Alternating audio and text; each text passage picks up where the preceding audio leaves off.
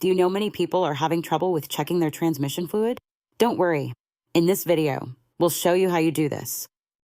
Let's start. Step 1. Heat engine. Ensure the engine is hot before beginning, as it helps in an accurate fluid level reading.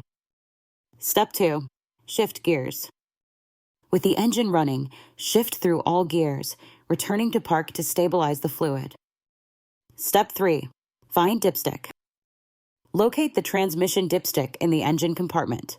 Remove, clean, then reinsert it fully. Step 4. Check fluid. Pull out the dipstick again to check the fluid level. Ensure it falls within the hot range.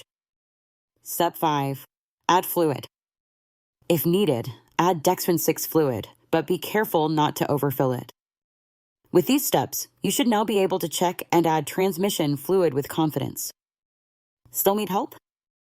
Visit our website for the complete manual. There you will also find questions and answers from other GMC users. Did you find this video helpful?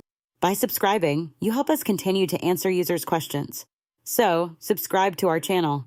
Thanks for watching and see you in the next video.